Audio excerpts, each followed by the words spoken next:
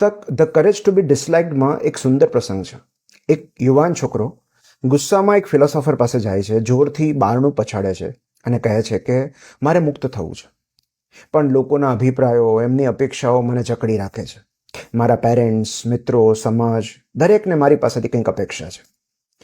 Philosopher શાંતિથી કહે છે કે તો એ બધામાંથી મુક્ત થઈ જા, તને કોણે રોક્યો છે? યુવક કહે છે કે તમારા માટે બોલવું સહેલું છે, પણ જો હું એમની અપેક્ષા અને અભિપ્રાયોની અવગણના કરવા લાગીશ તો તેઓ મને ધિક્કારવા લાગશે. ફિલોસોફર કહે છે કે હા, કદાચ તે ધિક્કારવા લાગે. યુવક આશ્ચર્યચકિત થઈને પૂછે છે કે શું એ સ્વીકાર્ય છે? ઇઝ ઇટ એક્સેપ્ટેબલ કે લોકો મને હેટ કરે? પછી ફિલોસોફર થોડું આગળ નમીને એની પાસે જઈને કહે છે કે દરેકના પ્રિય ન હોવું એ જ મુક્તિ છે. અપ્રિય થવાની હિંમત કેળવવી એ જ સ્વતંત્રતા છે. જો તારે મુક્તિ જોઈતી હશે તો તારે એ સ્વીકારવું પડશે કે અમુક લોકો તને ક્યારેય નહીં સમજે. અમુક લોકો તને કાયમ ધિક્કારશે, નફરત કરશે, પણ એનાથી હું એકલો નહીં પડી જાઉં?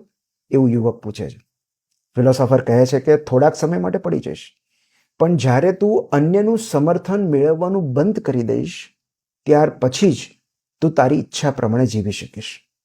તારી જાત સાથેનું તારું કનેક્શન ત્યારે જ સ્થપાશે જ્યારે તું અન્ય કોઈએ લખેલી સ્ક્રિપ્ટ પર પરફોર્મ કરવાને બદલે તારું મૂળ પાત્ર ભજવીશ.